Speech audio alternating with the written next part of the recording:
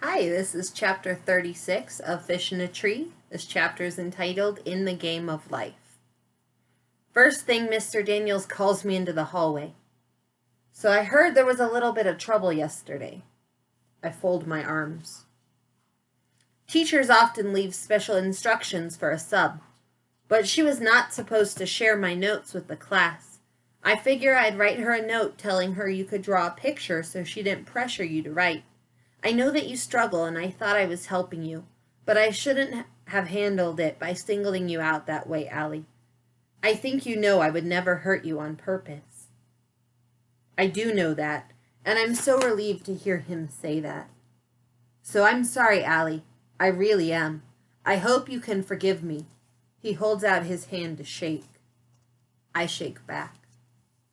That afternoon, Mr. Daniels moves his king, placing it on a black square between his own bishop and my knight. And I see the three of us, Albert, Keisha, and me. Keisha is the bishop, tall and powerful and able to move across the entire board in one move. Albert being the king, the piece with a ton of value, but unable to move more than one space at a time, always taking tiny steps. Always running from and hiding behind the others. And then there's the knight, the piece that Mr. Daniel says is the clever one, the best piece for catching opponents in a fork, a piece that moves only in an L shape. I feel like I am the knight. I've spent my whole life jumping over things. Shay is the queen, the piece with the most power to move and to frighten, the piece most protected and sacrificed for. I realize that dealing with Shay every day is like playing chess. She's always looking for your weakness, always trying to get you flustered and force you to make a mistake. Against her, you have to remember that the board is always changing and moving. Keep your eyes open. Be careful.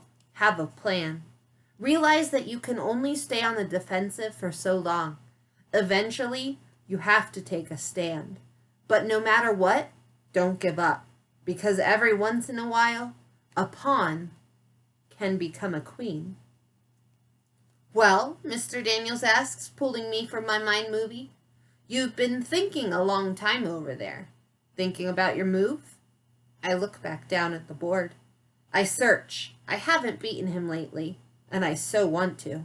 And then I see it. It's the knight. The answer is the knight. I pick it up and move it. I hold my finger on the top to be sure that I haven't made a mistake.